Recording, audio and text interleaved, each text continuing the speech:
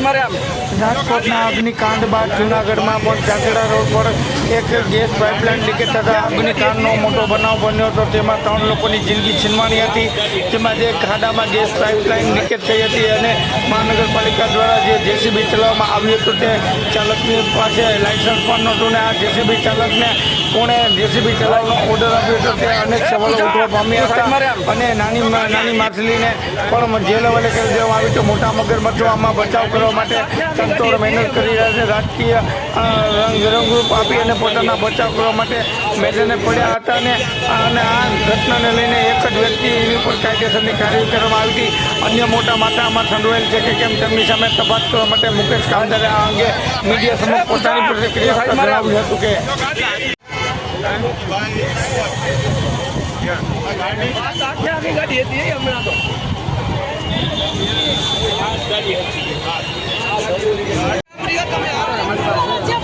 મને મોકલ ફટાફટ વોટ્સએપ આ અંગે મુકેશ કામદારે જણાવ્યું હતું કે રાજકોટના અગ્નિકાંડમાં જે રીતે ઉચ્ચ અધિકારી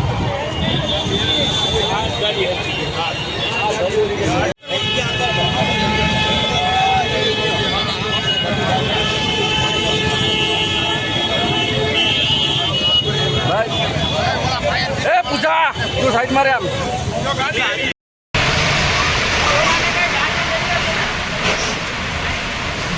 અશોકભાઈ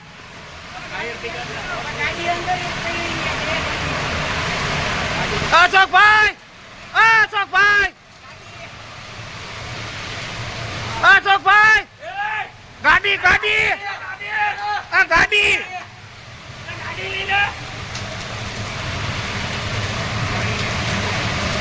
ફાયર બ્રિગેડના નંબર હોય તો ફોન કરો.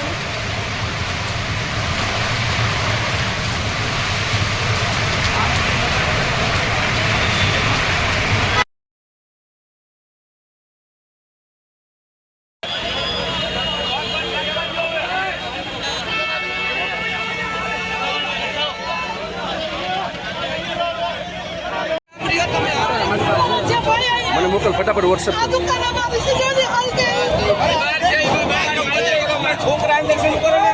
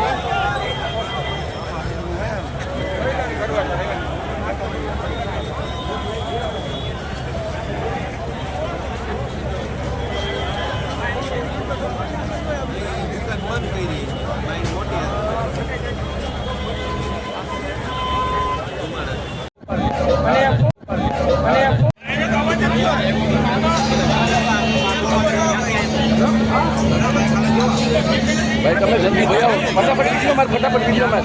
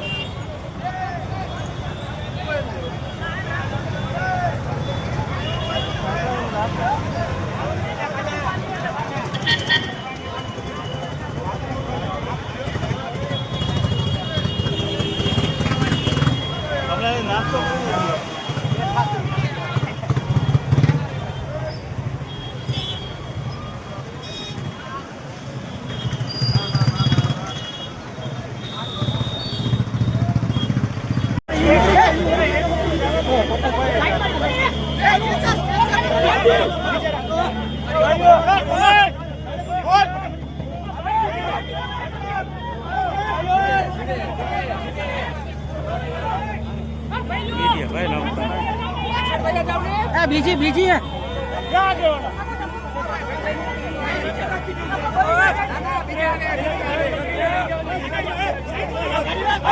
ભાઈ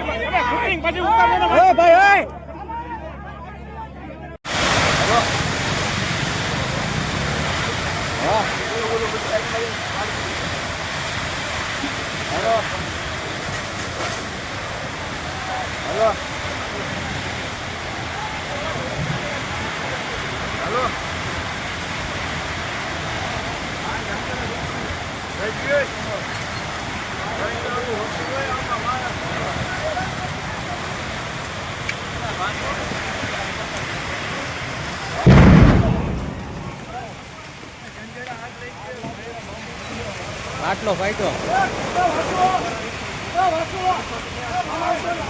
અમે ઉભા જ નહીં. હાલો ત્યાં ઉભો માં એટલે કોઈ ઉભો માં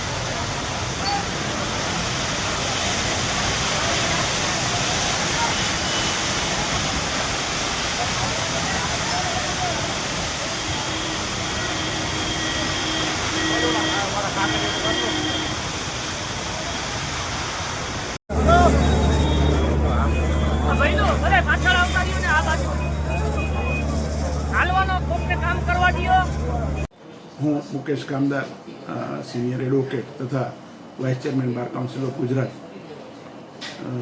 જૂનાગઢમાં જે ઝાંઝેડા રોડ ઉપર અગ્નિકાંડનો બનાવ બનેલ છે ગેસ લીકેજનો એ બાબતે મારે એટલું કહેવાનું છે કે આમાં સાચી નિષ્પક્ષ તપાસ નથી થઈ રહી.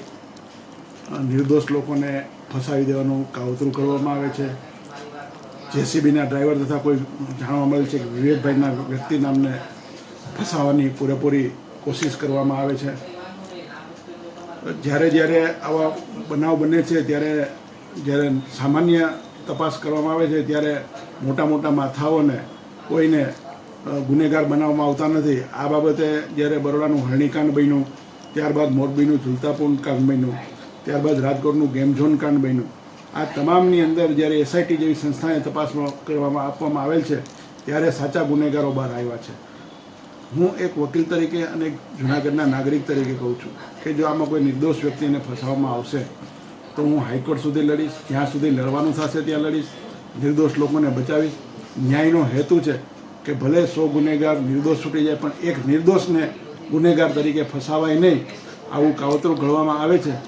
જે જાપામાં વાંચ્યું છે એ પ્રમાણે તો જેસીબીના ડ્રાઈવર પાસે લાઇસન્સ નહોતું તો શું કામ એને જેસીબી અડવા દીધું એમ તમે, કારણ કે એ શાખાનો જે જેસીબીનો કબજો છે એ જનરલ કોર્પોરેશનના અધિકારીનો હોય છે. તો કોઈ પણ વાહન જો ચલાવે એ પહેલાં જ એના લાઇસન્સથી લઈને તમામ વસ્તુની તપાસ કરવામાં આવે છે. અમારી જાણકારી મુજબ જે વિવેકભાઈ કરીને કોઈ એન્જિનિયર છે એનો તો ઓર્ડર ઘણા ટાઈમ પહેલાં પૂરો થઈ ગયેલો છે. પછવાડાથી જેમ અગાઉ કડિયાવાડની અંદર ડોક્યુમેન્ટ ઊભા કરવામાં આવ્યા અને ગુજરી ગયાની સહી નીકળી એમ પછવાડાથી ઘણા ડોક્યુમેન્ટો બોગસ ઊભા કરવામાં આવ્યા છે.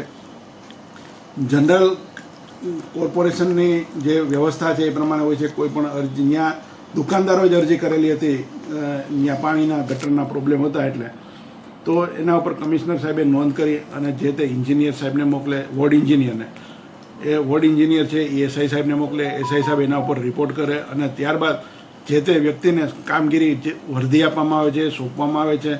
આમાં વર્ધી તો ક્યારેય બીજા કોઈને સોંપવામાં નથી આવી, પણ એન્જિનિયરથી લઈ, એસઆઈથી લઈ, કમિશનર સાહેબથી લઈને તમામ જે લોકો મોટા વ્યક્તિઓ છે એમાં તેની જવાબદારી થાય છે આમાં.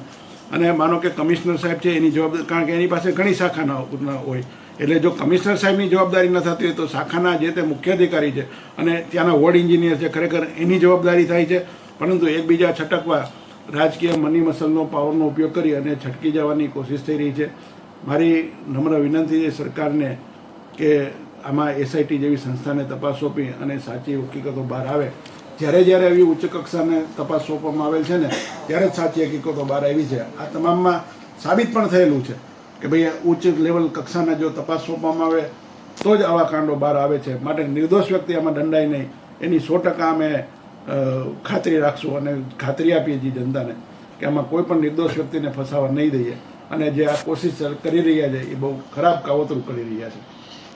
કહેશો એ તો બહુ નાની રકમ છે, ખરેખર 3 લાખ રૂપિયા તો બહુ નાની રકમ છે. જો કોઈના જીવની 3 લાખ રૂપિયા હોય તો આમાં જે ખરેખર જવાબદાર વ્યક્તિ છે તો આપણે એને 3 લાખ રૂપિયા ચૂકવી દઈએ, પોતે ખાલી જવાબદારી લઈ તો આપણે ચૂકવી દઈએ.